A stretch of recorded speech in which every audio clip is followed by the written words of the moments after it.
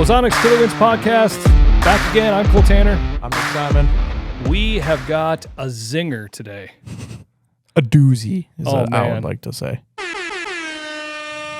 I am excited about this one.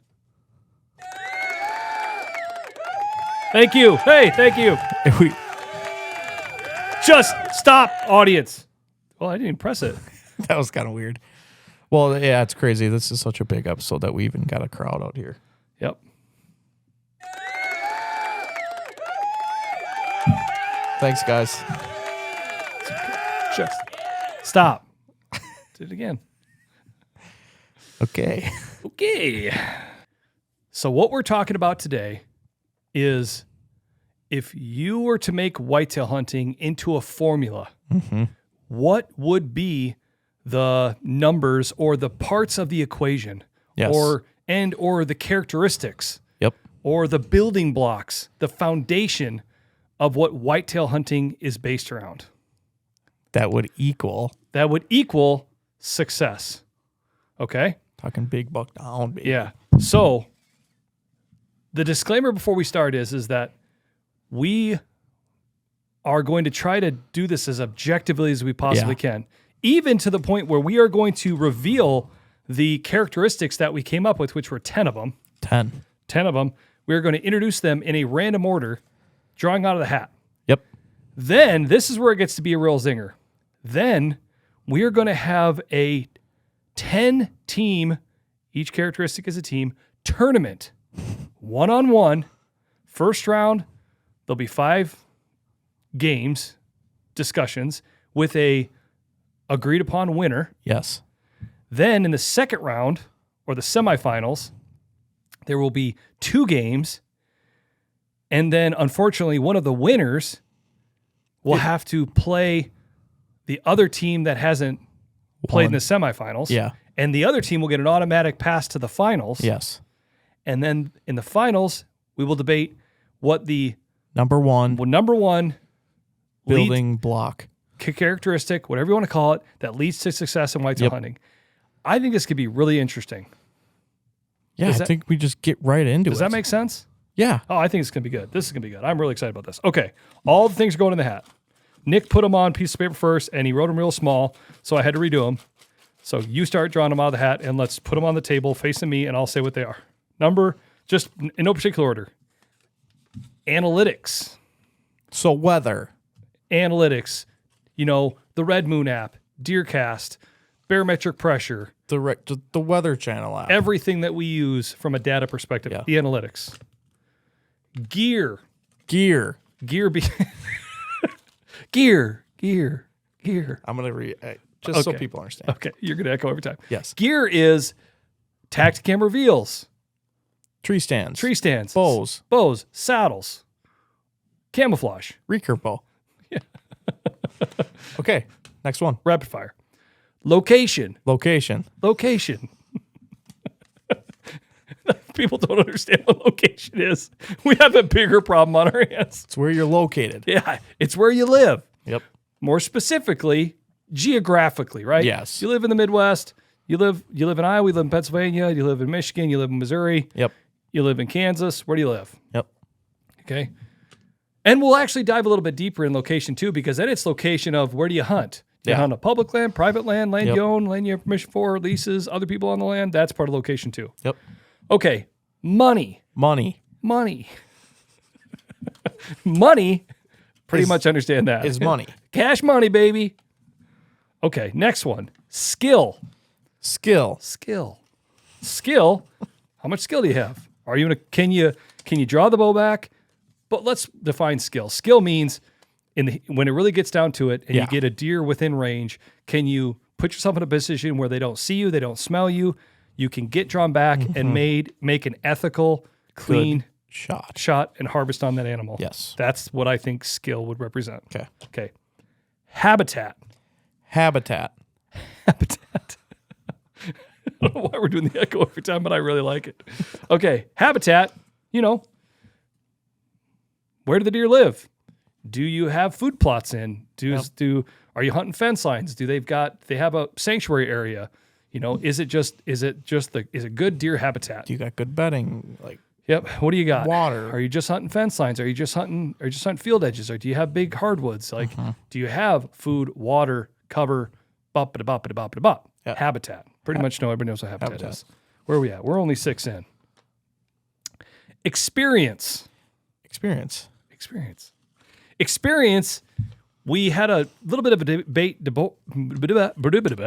had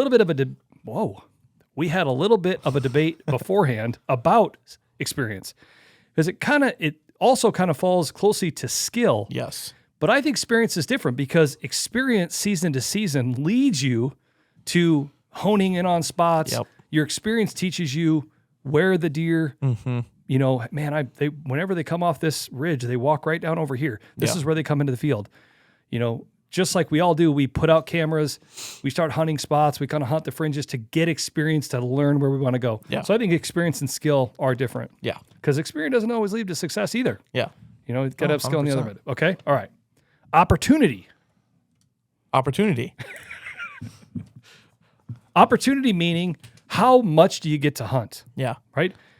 There's some people that are fortunate enough to hunt every day of the season. Man, you lucky sons of guns. Yep. Right? And there's others of us that, you know, have full-time jobs and still try to hunt every second we possibly can. And there's other people that only get to hunt, you know, mid-November or the end of October, or, you know, they only hunt on Saturdays. Heck, in Pennsylvania, you can't even hunt on Sundays, which is, I don't want to get into that. Right? Yeah. So, imagine I have a full-time job in Pennsylvania. Full-time job, married kids, can't get off work during the week. I've got Saturday. Crazy. Jeez. You're going to get me all fired up. Let's just keep moving here. Sorry, I don't know why I just took it. Yeah, I don't know why either. I don't know why I just took a drink of that. Keep drawing. Okay, another one here. Luck. Boom. Luck. How much luck is there? Man, sometimes it seems like luck plays a big part. I'm telling you. You hear about this every year, where all of a sudden a guy or man or woman just goes to some random spot they've never been to before and kills a 200. Yeah. Is that skill? Is that luck? You know, like you pick here and they come out there, or you pick there and then they walk out, or you pick here and he was on the other side of the farm and then all of a sudden he's right there. Like, is that skill or is that luck? Yeah. That's debatable. That's what we're going to get into. Luck. I think luck plays a part. Yep. Okay. Last one. Weapon. Weapon, meaning you hunt with a gun, you hunt with a bow, you hunt with a recurve, compound, muzzleloader.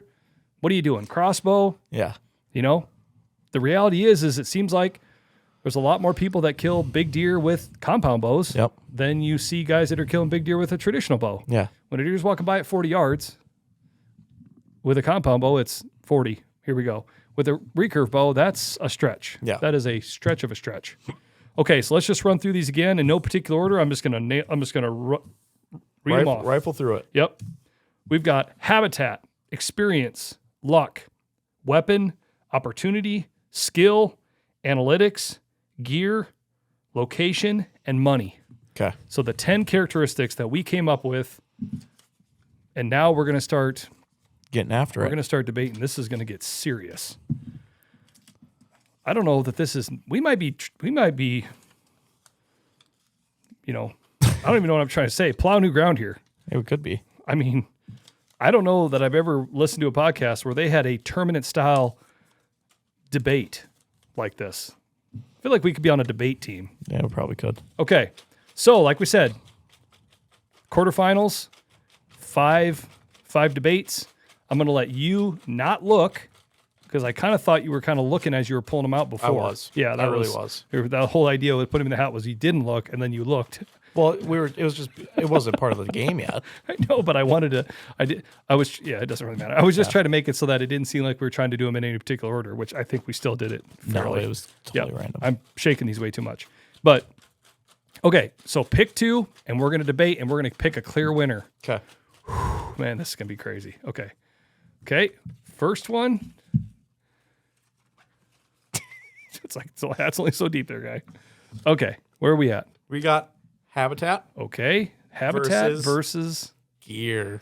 Oh, man. This is a tough one. See, that to me is, oh, man, that's a tough one. I think this is all going to be hard, because the reality is you can have great habitat, right? But if you can't get, if you're limited by like a recurve bow Yep. or something like that. And if you're shooting a compound, you're shooting a rifle, you can reach out and touch them. But if you don't have a habitat, then you don't even have the deer anyway. I think my winner on that one is habitat, personally. Yeah, I think I'm going to go habitat too, because I think with good habitat, your success rate's just naturally going to go up no matter what you're using. Oh man! But I am going to throw a curveball at you right now. Okay, hit it. There's a guy we work with named Jeff Bergman. He always plays devil advocate, so I'm doing the Jeff Bergman devil's advocate. Hit me with it. Tacticam reveal cell cams. That falls into gear. Cell cameras. You think cell cameras are less important than the habitat? Because if you had 50 cell cams out, you might not have the best habitat, but you know where you're going to have a lot better idea of the deer that you're going to be able to find and you're going to be hunting. Or we've all heard the stories of the guy that's, sitting at work or sitting wherever, and all of a sudden his phone goes off and he gets a notification that Mr. Big Guy just walked into his thicket or his tract of timber, and he goes, "Yep, got to go, calling in sick or taking a half day off work," goes out there and shoots that deer. I still think I would take better habitat over that. Really? Yeah. Yep. I really do. Because I just think that with having, if you don't have the habitat to hold deer, like the deer just aren't going to just magically appear. They really could. But I would rather have just a really awesome piece and just know, okay, there's a lot of deer in this area. There's going to be a lot of big bucks in this area. There's good bedding. There's good food sources. You can just go hunt, and you know that at some point you're going to see deer, and you're probably going to have some success. Whereas with having a Tacticam set up on just nothingness, it's just all kind of a crapshoot, honestly. But to play devil's advocate again, habitat could be as small as, look at some of the pieces we have. And right. Some of the pieces I've hunted in years past, even some of the stuff that we've seen here recently with Midwest Whitetail. Yeah, Caleb. That was on a fence line with like just a handful of trees.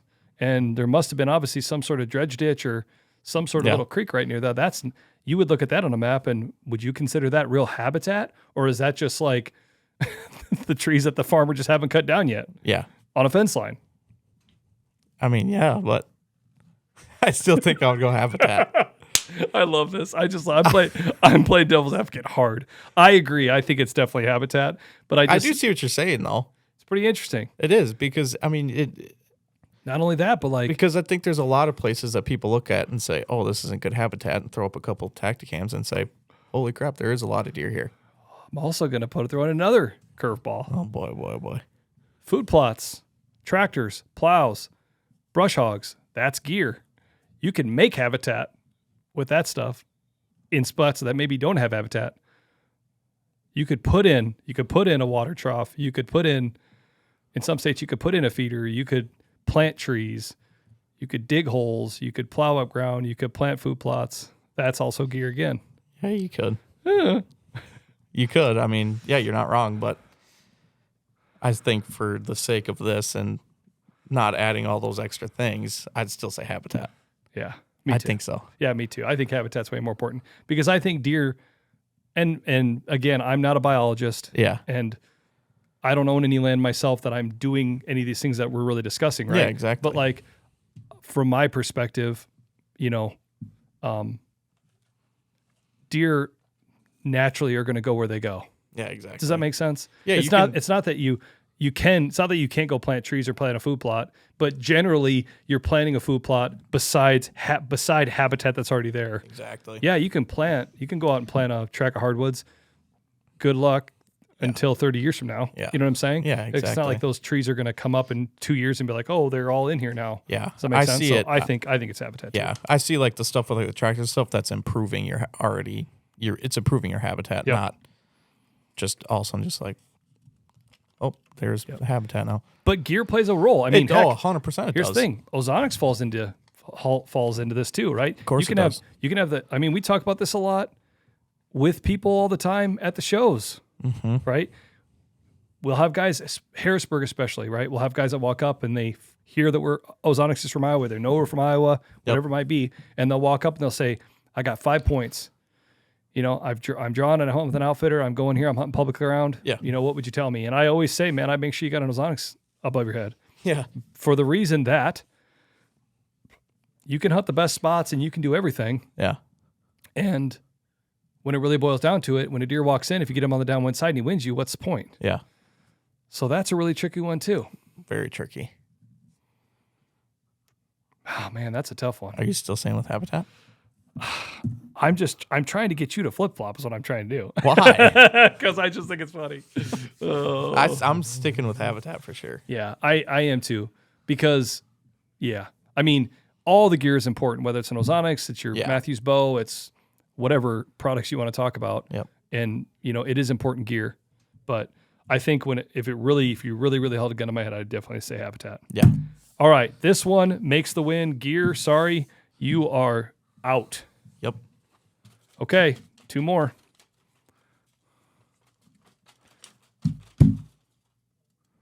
Okay. Weapon. Experience. These can kind of go hand in hand. You know what? Yeah.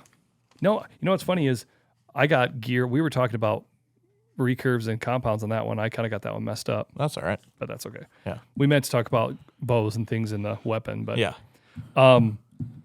I think for me, this is hands down experience. I think so too. Yep. Because and I feel this. Go ahead. Sorry.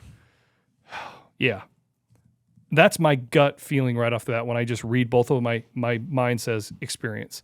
Because if you have experience and you know how to hunt whitetails and you know when to be in the woods and when not to and how to get in and how to get out based on the experience, not only with that property, but your experience as a whitetail hunter, I think that can do you a lot more good than having no experience and walking in there with the latest, greatest, or even a rifle that shoots 1,000 yards. 100%. Because if you don't have any experience, I mean, it's like, you know what I'm saying? Yeah, that's exactly what I was going to say. Yeah. You could have the best bow that's totally kitted out. You could have the greatest rifle ever, but if you're walking into your spot and you're walking straight through the bedding area during the day and you blow the entire woods out, well, guess what? That weapon doesn't do you any good at all. Yeah.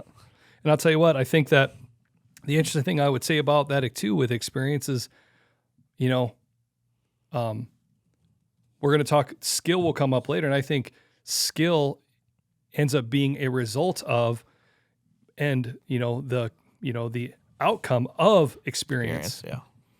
Yep. 100% it does. So, yeah. And I think sometimes you think about these, these or men and women, young men and women that are trying to get into hunting that don't have a lot of experience. Yeah. I mean, I'm not trying to say this. I'm not saying feel sorry for me or anything like that, but for me as a kid, it was just my mom, my sister, and I. My mom had ever divorced. It was just my mom. Yeah. And my mom didn't know what to do. I remember when I was a kid, I went to True Value in Belmont, Iowa, and I bought Carhartt clothes and I bought spray paint and I took leaves out in my yard and I spray painted around them. Yeah. And that's that was how I made camo stuff because I didn't know what to do. I didn't have anything. Right. My mom didn't know. We didn't have a pot to piss in a winter to throw it out of. Yeah. And so that was how I got experience. I went out in the woods and I just blew them up. I remember wearing a buck knife, big old buck knife. I used to wear it right on my side. And then I used to put my overalls over it. And I always remember I would sit down. I'm like, gosh, this is weird. But I thought I had to have this big knife. Oh, yeah. I didn't know what I was doing. Yeah. I mean, it was a lot of years. Those first couple of years, it was like tough sledding. Oh, yeah. But that's how you figure it out. Yeah, that's how you learn. And so, I definitely think experience is more important than weapon. Yeah, I agree. But it is interesting, too, when you think about it in this day and age with just how many unbelievable bows, crossbows, rifles, shotguns, all this stuff that's out there now. This can give you a huge leg up. Oh, yeah. But that experience is still the most important, I think. Yeah, I agree. All right. Experience is winning out. Oh, this is going to get crazy, dude. Okay. Draw 2 more. Oh, you grabbed 2 right away. That's no big deal. All right. Oh. This sounds like this is going to be this. Is this going to be like a super fight? Sounds like it's a super fight. This is big. Luck and skill. That couldn't have worked out any better. Oh man, this is going to be a tough one. Oh man, that's tough. Well, this is crazy because this is kicking out 2 big players right off the bat. If you asked me before we started, well, man, I don't know. We didn't even do that because we were going to say what we thought the winner would be before we started, before they matched out. Oh, man.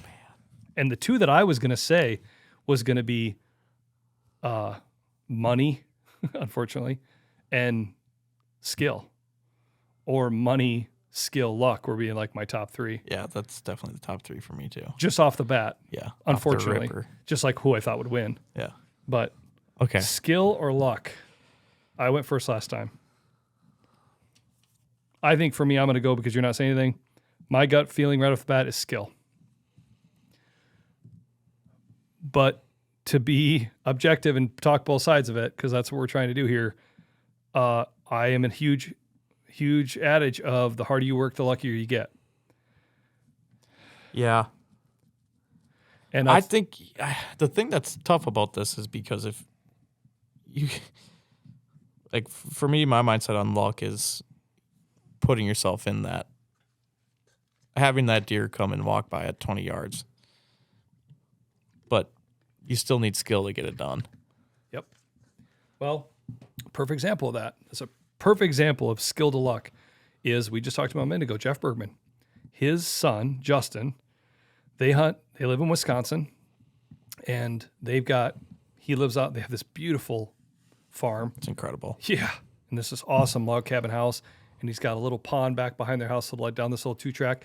And they've got some ground right there. There's a big, huge, all bluff country, hardwoods all over the place with, ag fields in between, cornfields and hay fields, and it's just like primo. And all of a sudden, was it last year, the year before? Bless you. All of a sudden, it was either last year or the year before, they had this unbelievable buck that just showed up on camera. I don't think they'd ever seen it before, and all of a sudden, there it was. Just like, I remember him sending me the picture of it the night they got the picture, and he's like, how big of a deer do you think this is? I'm like, geez, man, if that's not a 200-inch whitetail, yeah. I'm like, I don't know what is. I'm like, that's big. Yeah. And he's like, yeah, dude, we just got it on camera last night. Like, Justin's going in there tomorrow morning and see if we can get lucky. Yeah. And it's like, cool. Like, tell me what happens. I remember I was driving. We had to go to a place in Minnesota to take pick up some product stuff. I was driving there, and I was driving back, and I got a picture of Justin sitting behind it. Yeah. It's insane. Jeff calls me again. He's like, how big do you think it is? I was like, I said the same thing. I'm like, if that isn't a 200-inch whitetail, he's like, oh, man, I don't know. I mean, it's got to be like 180. I'm like, Jeff. I'm like, look at his 2s and his 3s and how much mass he has and how wide he is and how tall he is. I'm like, that's a 200-inch whitetail. I'm like, he's sitting right behind it. He's not stretching it way out. I'm like, that's a 200-inch whitetail. And it was. Yeah. I don't even remember what it went. It went like 211 or 213 or something. I think it was 213. Yeah, it's just insane. 213 was the Hopefully number we can put a picture of it up. Yeah. Yeah, it was really.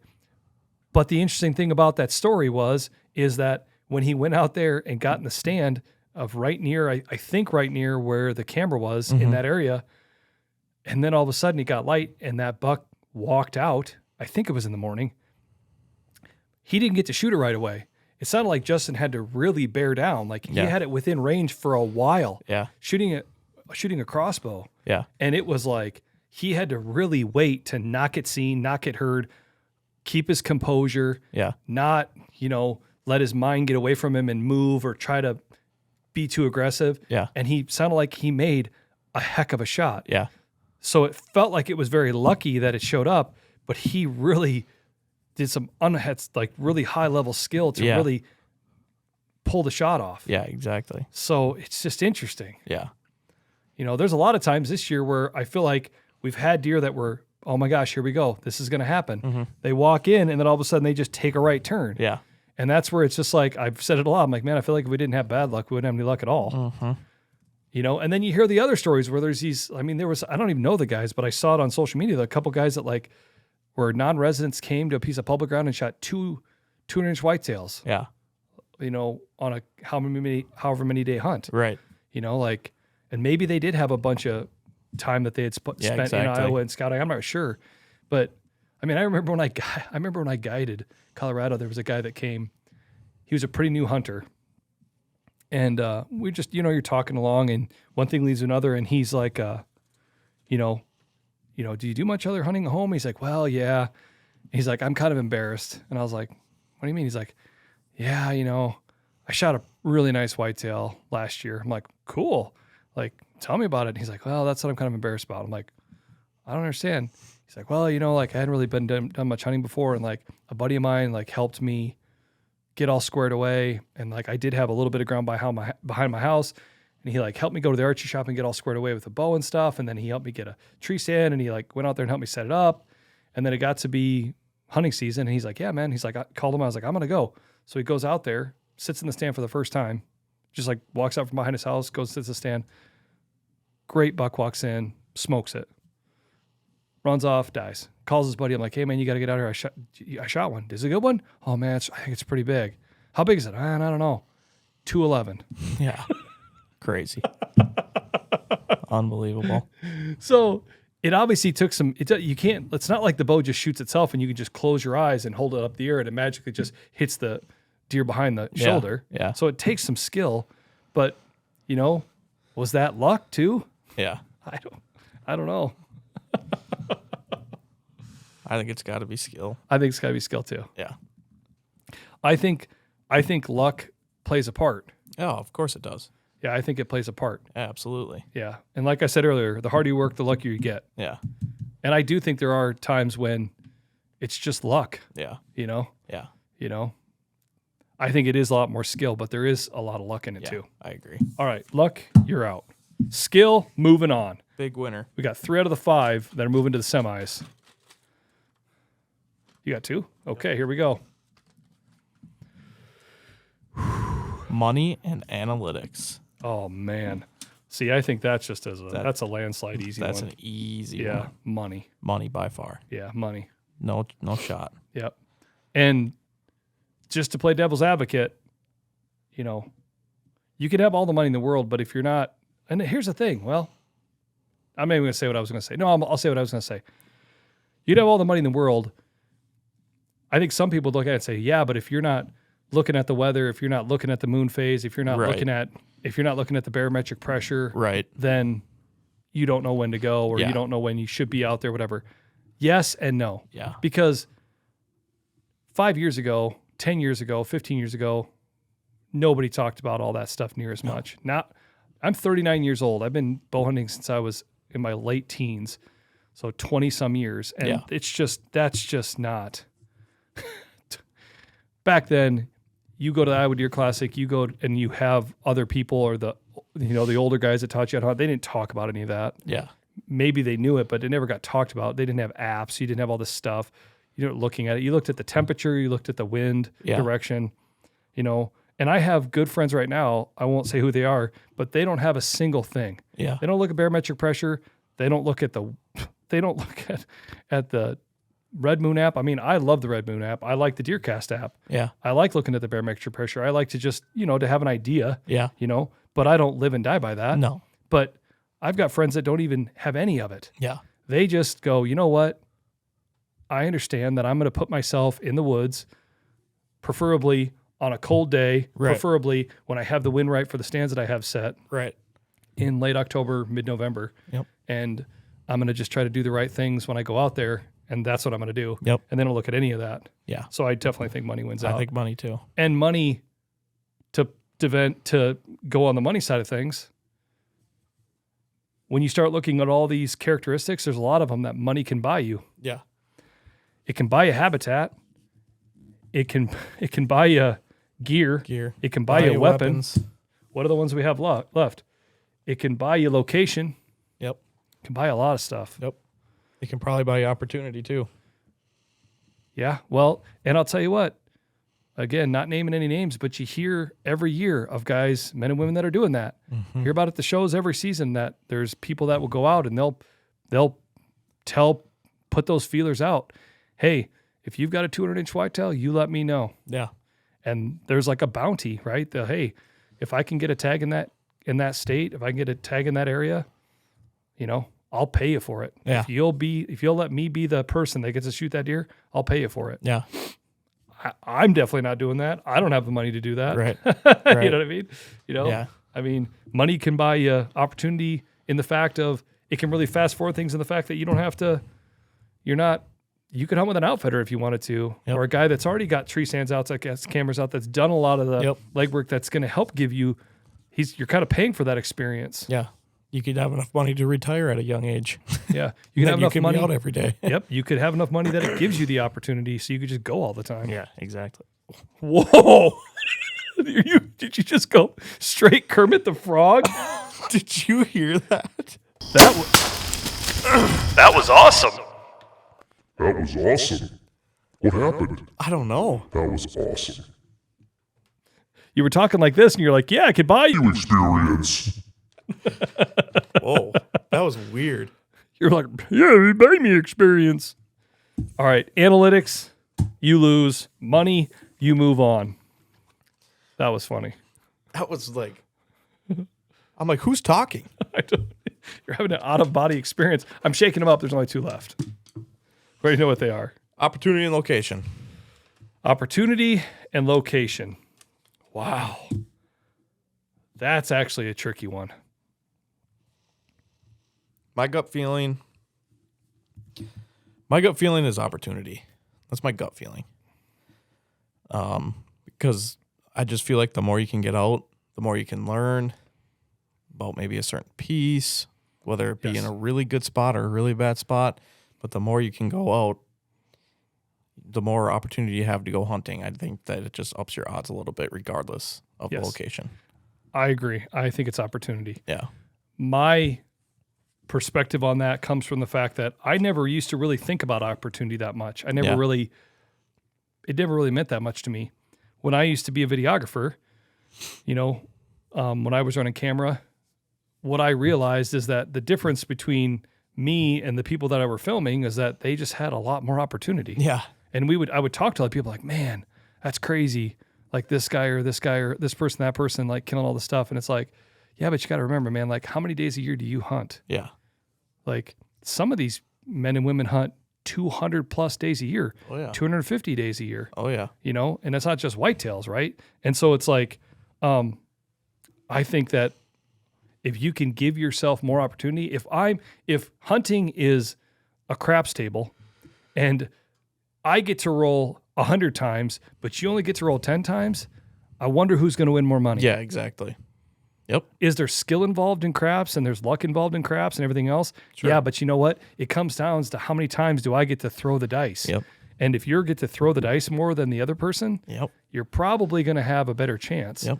And so I think location is huge too. It's huge. It's massive. And location can go different ways. We talked about that earlier.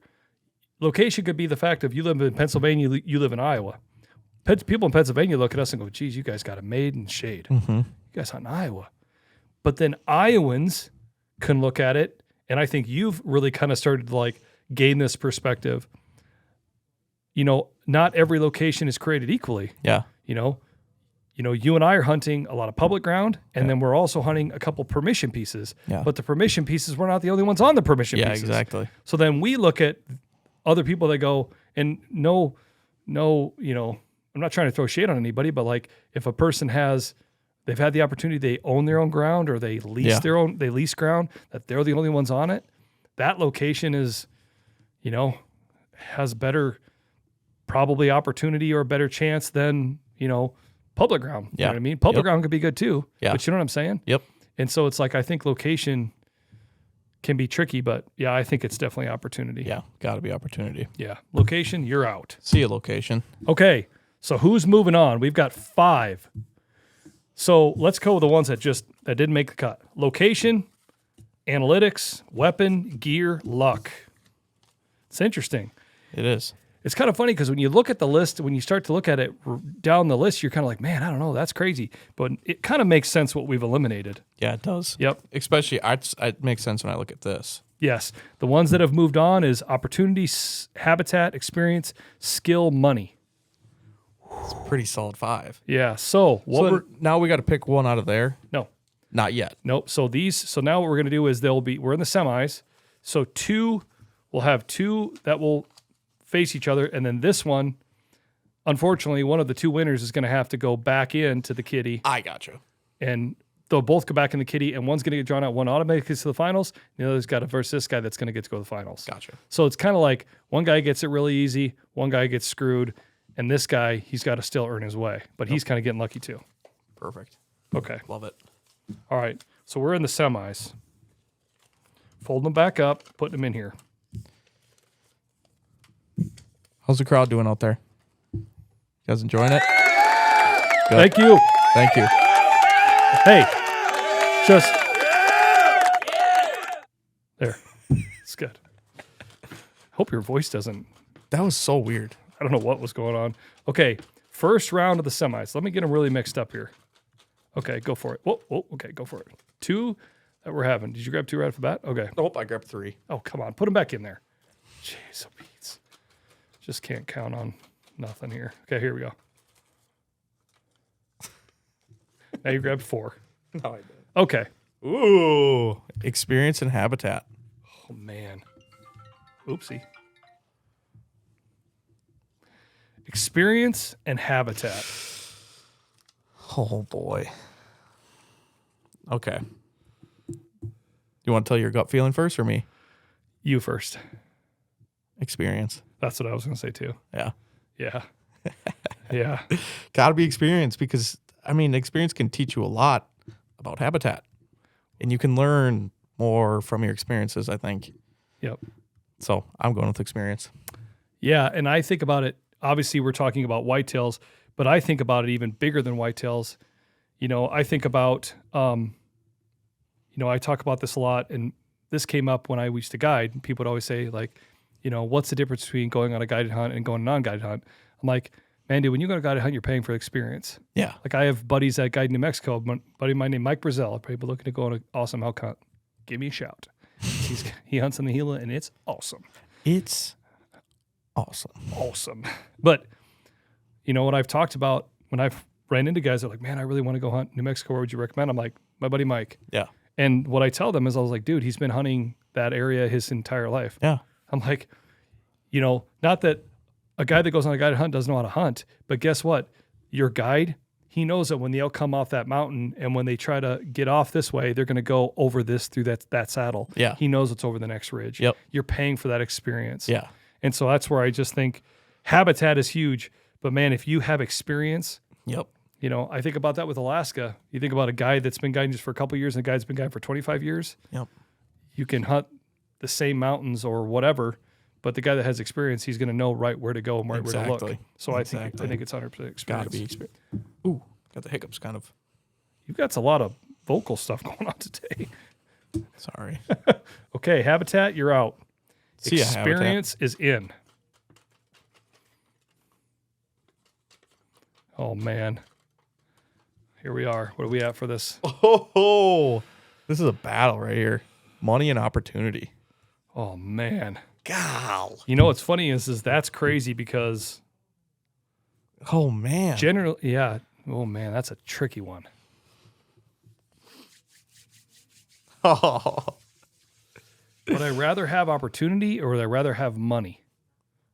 That just doesn't even seem fair. No. But- it just, unfortunately, it has to be money, See, I think.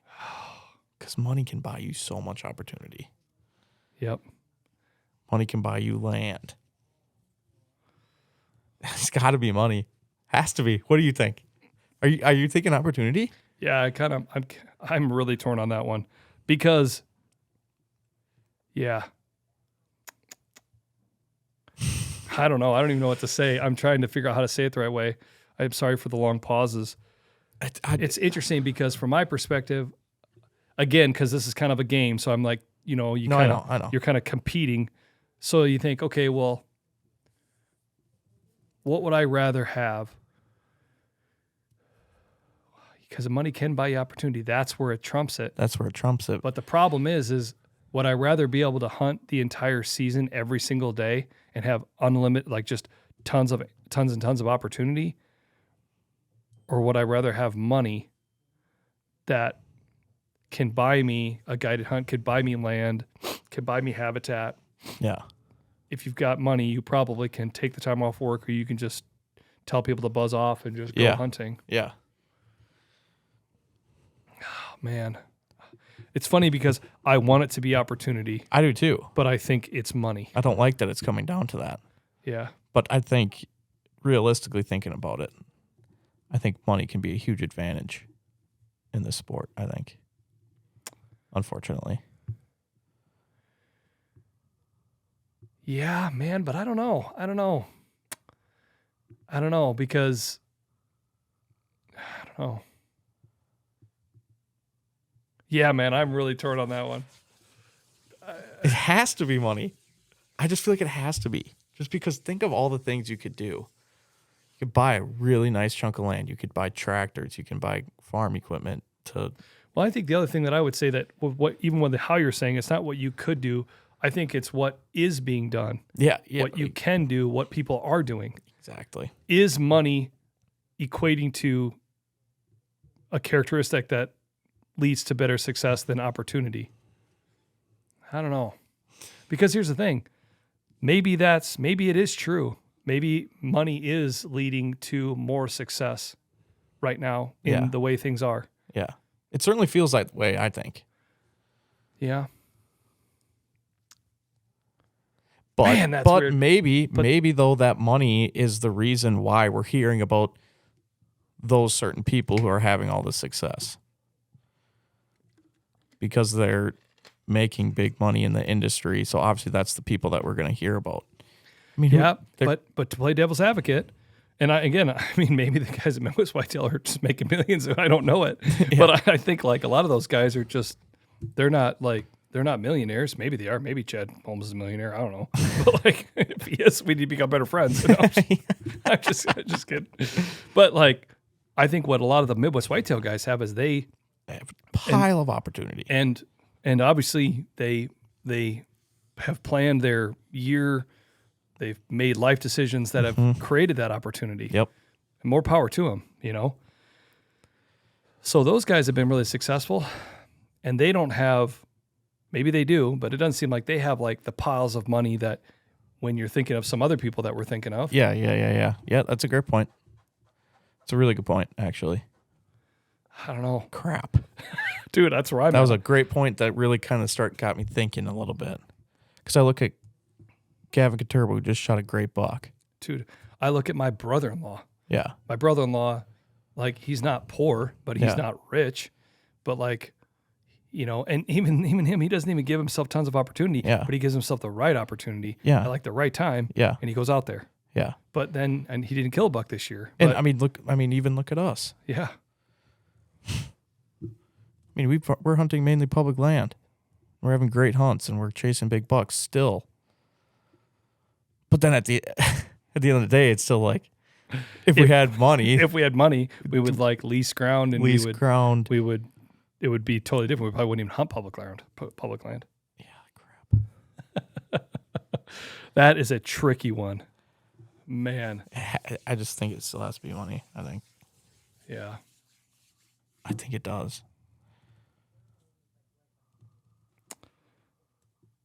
Yeah, that bothers me. Yeah. I don't want it to be, but I'm just trying to, I don't know.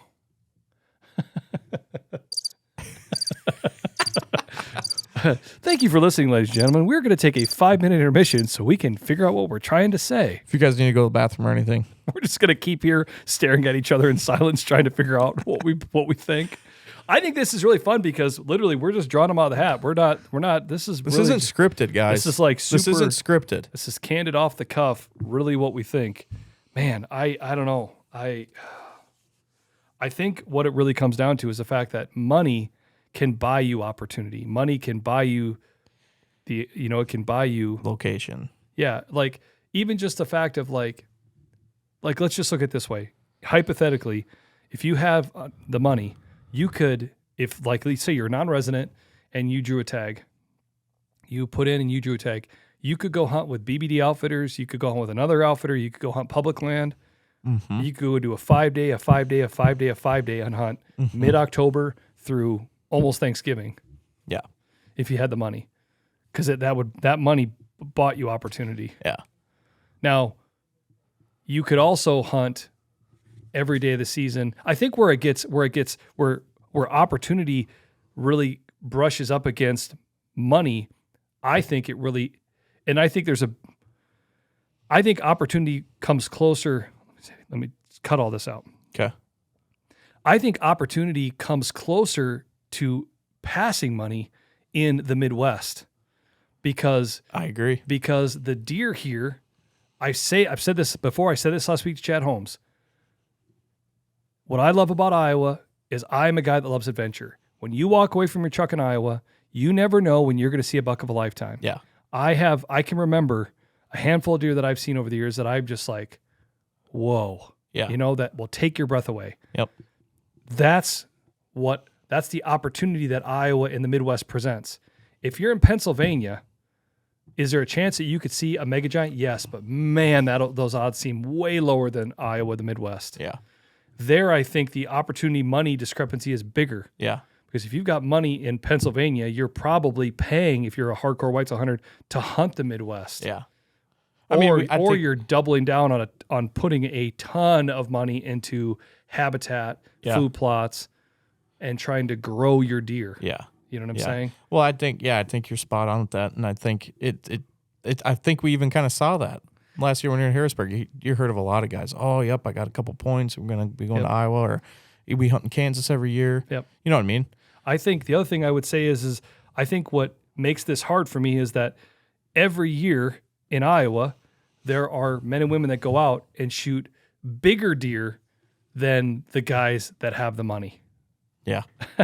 Yeah, that's exactly what I was saying about with like Gavin. Like, I mean, but the other thing I'll say is it seems like if you look at it year after year after year after year, if you were to keep a tally, I think money wins. Yeah, I think so too. Over that opportunity. I think so too. Because this opportunity pool of success is built on a bunch of people, but the money consistently is like who it is. You know what I'm saying? Yep.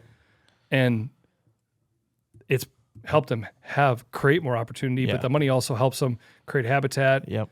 Does all this other stuff on top of it. Yep. Helps with the gear, helps with the land, the location, Yep. all those other things. So, money wins. Money wins. And here's the thing. I mean, somebody gave me a pile of money, I'd be like, heck yeah, I'm part of that club. Yeah, exactly. Yep. So, wait a second. So now, here we go. So this is money wins, opportunity loses. These two have to battle royale for whose skill is going up against. Okay, so now we're kind of at the lightning round here. We kind of had to make a little bit of a shift because we had 10 and it ends up being an odd number. So we've had one semifinal, but now we're going to do skill. Yep. This one has to still battle. So experience and money, we have to pick one. The one that we pick is going to fight skill. The other one automatically gets in the finals. Advances in the finals. So is this going to be battle or advancing? Which one's this one? Let's do battle. Okay. Dang Experience. it. Man, I did not want money to automatically get in the final. Dang it. That sucks. That does suck. All right. Okay. Well, okay, experience and skill. Man, that is a juggernaut. I'm going to say experience. Yeah. Because it's got to be experience. It's got to be because experience gets you in the situation. It puts you into it. It's got to be. I'm using a lot of hand motion right now. But it has to be experience. Well, and the perfect example, and I'm sorry, Jet Kodiak, if you're listening. Jet Kodiak, my little boy Jet, is a perfect example. He has very little experience. Yeah. He's 7 years old. Yeah. Okay. He leans on my experience. Yeah. Which then he gets to ride the wave of opportunity. Yeah. And then he has acquired some skill. Yeah. I mean, you've seen him. He's does a really good job, and he can, in the heat of the moment, he doesn't have that buck fever yet. He really can just like even the other day when he shot that second shotgun button buck, I'm freaking out. He's on it. I cock the hammer back, and he looks at me and goes, "Can I shoot it now?" And I'm like, whenever you're ready. And he's like, oh, okay. And he just like gets down on it and just makes a great shot. Yeah. So he has some skill for a 7-year-old, but he has zero experience. Yeah. If he wasn't for me, he would have a heck of a time. He would know what to do. He's 7. Exactly. So I definitely think that experience wins. It's got to be experience. I think, and even for adults, Yeah. young people, I think experience wins. 100%. Yep. You learn a lot just by going. Yep. Yep. You can be a sniper. Yeah. But if you go out in the woods and you go, I don't know what to do, Yeah. you're not going to know where to even go. Yeah. I think experience wins. Exactly. I agree. All right, Skill, you're out. See you later, Skill. We've got the finalists. This is a doozy. This could be a good talk, too. And it's interesting because I kind of felt like money was at the beginning of this where I thought we were going to end up. Me too. But I'm glad we got experience in there, think too. experience is probably its best opponent. Mm-hmm. All right, so we got our finalists, money and experience. Oh, this is tough. Which one is the most important? Again, our disclaimer is, this was completely luck of totally drawn luck. out of the hat. There's no special editing here. We literally saw us drawn out of the hat the whole time. Yep. We have our quarterfinals, our semifinals, our second semifinal. Battle of the death. Yep. Advance, don't advance. It just so happened to be what it happened to be. So, but this is where we're at. Man, this is a tough one because guess what? I'm almost really leaning towards experience. Yeah. And here's why.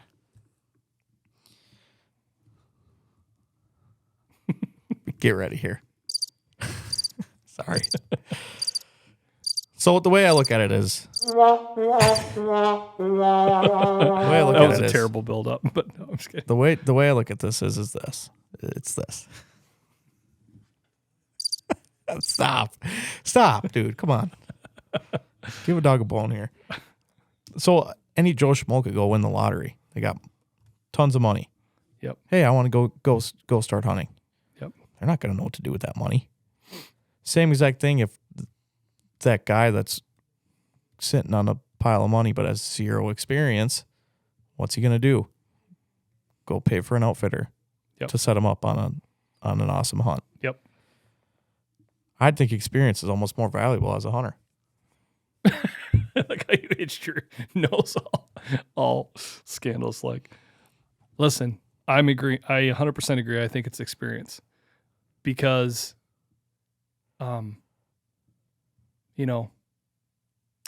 you can have all the money in the world, like you said, and money can buy you a lot of things, but money can't buy you experience. No. And that's why, like on the guiding side of things, on the outfitter side of things, that's why there's clients and that's why there's guides. Exactly. And that's why there's guides and that's why there's outfitters. Yep. Because generally, if you looked at it from an experience perspective, the client usually has the least amount of experience. The guide has got a lot more of experience, and the outfitter has a lot of times has even more experience. Exactly. And you look at like you look at like your dad and you, like your dad has got a lot of experience. You have a little bit less experience. Yeah. Or whatever. Like I look at me and Jet. I mean, again, and again, I'm not just saying this because Midwest Whitetail is a partner of ours, but and maybe those guys all are making millions. I don't know. But I think Midwest Whitetail is a perfect example. A lot of those guys have a lot of experience. Oh, yeah. And they have a lot of experience because of the opportunity and being in the woods, and they have a lot of experience with just being diehard whitetail hunters and hunting and every season and going on, and they gain experience, and it's led to success. Exactly. It's not all based around money. No. You know what I mean? No. Yeah. I mean, I look at people that I look up to and people that I think are pretty awesome, good hunters. I think it comes down to experience. Yeah. Yep. Money can buy you a lot of things, and it really can. And I will say, to play devil's advocate, I think there are people out there that are really leaning on the money side of things. Yep. 100%. But I think there's a lot of those people that you're talking about that have the experience to back it, and they do the right things with the money. Yes. Yep. Yeah. There's outliers and everything. Yeah. It's the old 20-60-20 rule, right? 20% over here are going to look at one thing's 100% this way. 20% of people on this side are going to think the exact opposite. Yep. It's the 60% in the middle. Yeah. You know what I'm saying? There's going to be outliers on each end. of the money thing. Yep. But yeah, I think it's experience. Yeah, I do too. I'm glad that experience won. I do too. I am too. Ain't it funny too? Because right before we did this, I asked you, and you thought money was going to win. I did. You didn't. Even I say- did too. Oh, you did? I 100% did too. Yeah. But then as we were talking about it, experience takes the cake. Yeah, it really does. So that's really how we. So if we were to look at this based on kind of how they ended up really shaping out, this is kind of interesting. I kept them in order. Yeah. So let's put these out here just so we can see where we're at. All right. So this is really how it shook out. Now the bottom ones, if we were really going to go next level on this, we know what the top 3 are. You'd have to battle those, and you'd have to battle these to come up with the final order. But let's just keep it how it is. Yeah. I think that we've done enough. Yeah. Hopefully, people aren't just like driving off the road confused with what they're. They probably are, but that's okay. Yeah. Okay. Not really okay. I didn't mean that. Okay, so we basically have a top 3, we have a best of the rest, and then we have the bottom 5. Yeah. If you don't know, that's a Formula One reference. Okay. Because they always call it the best of the rest. That's 4th and down. So top 3 are experience, money, skill. On this equation of the characteristics that make up and leads to success in whitetail hunting. Yep. Experience, money, skill. Which kind of funny when I even hear that kind of disappoints me that money made it so far. I know. But It's okay. yeah. And So experience, money, skill. 1, 2, 3. The best of the rest, 4, 5, that really kind of we'd have to battle royale, but we're not. So let's just stay where they are, is opportunity and habitat, Yep. which makes a lot of sense. And then from there, in no particular order, I just laid them out here. We've got analytics, gear, location, luck, and weapon. I think that it's pretty solid. Makes a lot of sense. I mean, I think. Go ahead. Sorry. Do you want to me? Okay. I think the one that surprised me out of this is luck being down there. I think kind of. Yeah. I kind of expected that to be just a little higher up. I didn't expect that one to be in the top 3 really. Mm-hmm. But I could almost see almost habitat and luck being switched. Yeah. I tell you what, the interesting thing, the interesting exercise to this would be if you had another podcast or other people take these same And do it. 10 See what they come up with. and see what they came up with. Yeah. With the ones that ended up being, their top 3, best of the rest, and bottom 5. Yeah. It would be interesting to see when they debated them. And again, the crazy thing is a little bit is luck based off of the fact that it's just how you draw it out of the hat. Yeah, exactly. I think it's It is. Yeah. pretty interesting. Yeah. Wish we could find somebody to do that. That would actually be kind of cool That'd just to be see awesome. see what they came up with. Yeah. Yeah. And I'll tell you what, Christmas was yesterday when this podcast is airing. Yes. Yes. Merry Christmas, everybody. Merry Christmas, everybody. But if you're with your family or with your buddies and you're looking for something to have a fun discussion with, this would be a really fun discussion for you to have. I would love to hear this discussion with Zip. Yeah. And it just didn't work out to have him on today. We were going to have him on. We were going to have them on. Yeah. This probably would have taken way longer with 3 people. 100% it would have. Yeah.